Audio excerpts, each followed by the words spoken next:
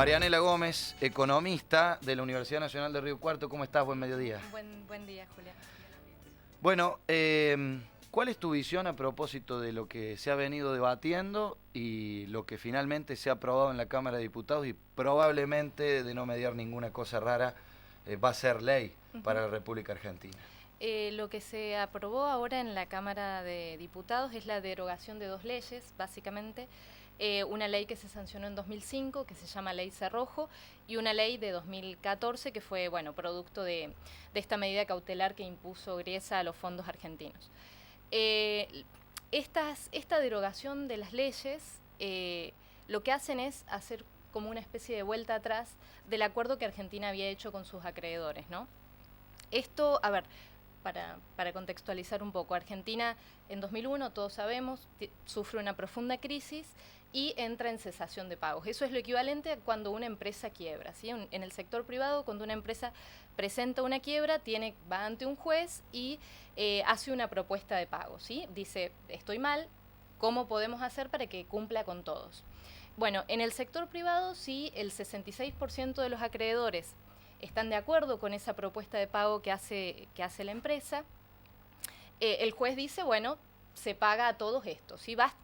Basta con que la oferta sea aceptada por el 66% para que el resto de los acreedores también se vea obligado a aceptar esta oferta. Donde evidentemente se registra una quita del monto total. Porque si uno quiebra es porque sí, no puede pagar, si no es que no quiere pagar, sino que no puede pagar, ¿no? Hay condiciones reales. Argentina eso es lo que hace en 2005 y luego en 2010, y ahí consigue que el 93% de sus acreedores estuvieran de acuerdo con esta propuesta, ¿sí? Porque asimismo seguía siendo una propuesta beneficiosa, si no se hubiese conseguido semejante adhesión, ¿sí? No obstante ello, queda fuera de este acuerdo, ¿sí? O de esta oferta que Argentina hace, un 7%. De ese 7%, un grupo más reducido aún es el que presenta su demanda ante el juez Griesa.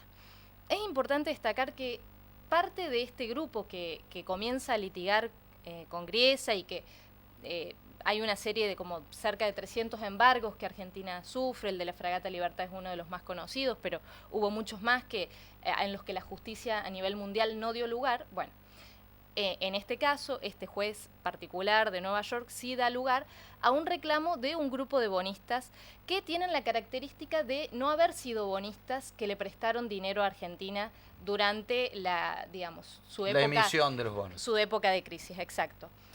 Son bonistas que compraron estos papeles una vez que Argentina ya había entrado en default, ¿sí? Después del 2001, cuando Argentina estaba en el pozo, claro. Ahí fue cuando cuando este grupo de bonistas compraron. ¿Por qué compraron? Son sonsos, uno pensaría, van a comprar algo que ya nadie tiene fe de que eso vale algo. Bueno, ellos lo compraron porque ese es su negocio.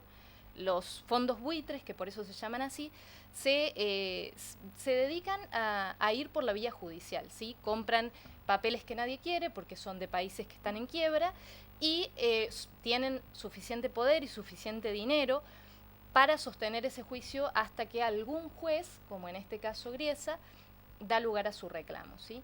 Esto sucede porque el sistema financiero internacional está completamente desregulado, no hay ningún tipo de regulación, como la ley de quiebras que mencionábamos para el sector privado. Entonces esto da lugar a que puedan suceder este tipo de situaciones que son tan perniciosas para los países, porque estamos hablando de grupos económicos que tienen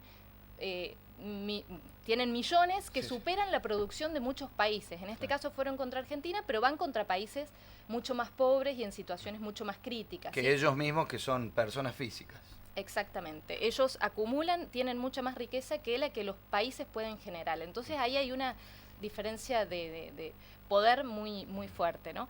Y van sobre juzgados que por ahí son afines a esta situación. Exacto. Y que pueden llegar a tener una voluntad, por no decir que la compran a la voluntad, aunque pareciera eso. No tengo pruebas, pero sí es una realidad. Y este es un problema no solo de Argentina, sino, como decíamos, del sistema financiero internacional, ¿sí? Argentina, a raíz de esto, lo que hace es hacer una presentación en Naciones Unidas de decir, bueno, miren, esto fue lo que nos pasó a nosotros, esto no debería pasar más en el sistema financiero internacional. Nosotros proponemos esta serie de pasos que se debieran seguir para cuando los países entran en quiebra, ¿sí? Una suerte de propuesta de ley de quiebras que Argentina lleva a la Asamblea de Naciones Unidas.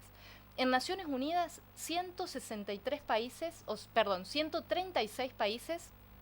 apoyan el proyecto de Argentina, ¿sí?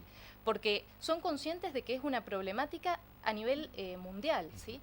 Bueno, con este acuerdo se hace marcha atrás a todos esos avances que Argentina logró. Digo, Argentina queda bastante mal parada si lleva un proyecto a Naciones Unidas, 136 países le apoyan y ahora sale a decir, no, vamos a hacer otra cosa, mejor les pagamos a esta gente. Está bien, como dijeron ayer diputados del oficialismo y de la oposición, es un pésimo acuerdo, pero hay que pagar.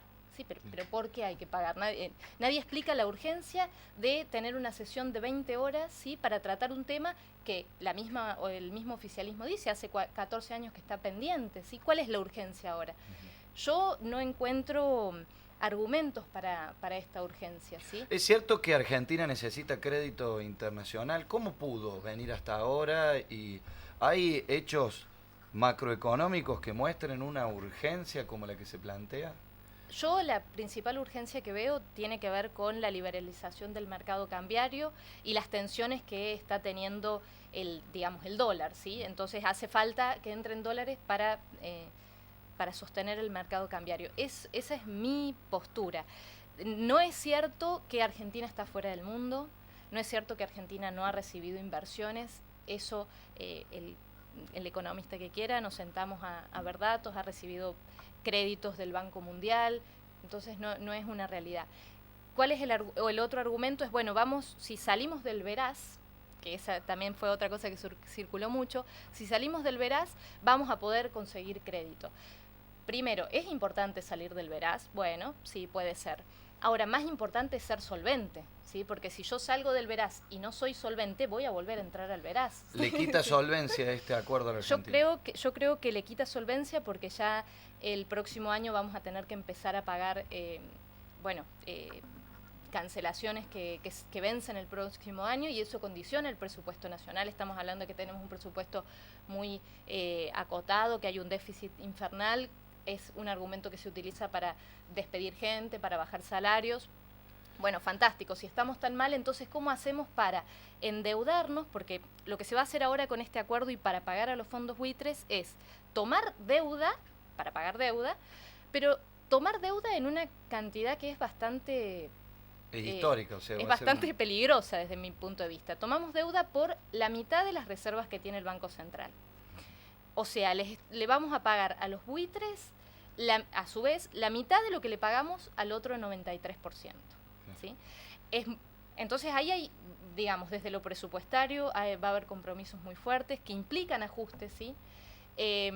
Y además, desde lo legal también estamos comprando un problema importante, ¿no? Porque el 93% que ya había aceptado lo anterior, ¿podría ahora litigar de nuevo contra Argentina? Totalmente, porque la cláusula a la que hace lugar Griesa en la causa es una cláusula que se denomina pari passu, que significa pari passu trato igualitario.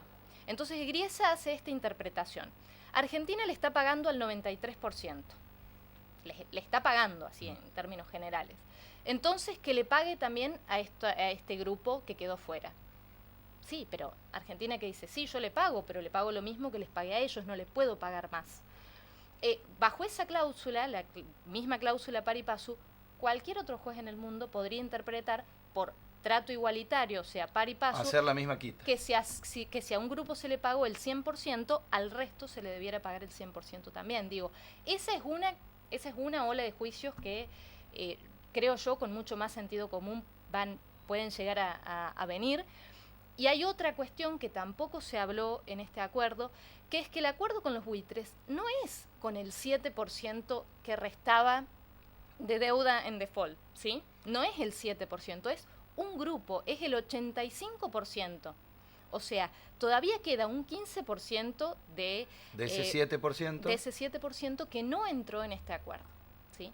Es más, las malas lenguas también dicen que esos que quedaron fuera son parte del mismo Singer y estos grupos, ¿sí? Que podrían llegar a pedir más todavía. Que hacen ese negocio, que a eso se dedican. Bueno, nos has dado un poco de claridad, aunque no de tranquilidad, y vamos a seguir consultando porque realmente ha sido muy didáctico la posibilidad de conocer el paso a paso, porque evidentemente los títulos nos infieren resoluciones a alguna cuestión y acá más o menos hemos puesto claro sobre oscuro el ámbito general. Seguramente quedan muchas cosas por charla. Te agradecemos mucho, Mariana. Gracias a usted.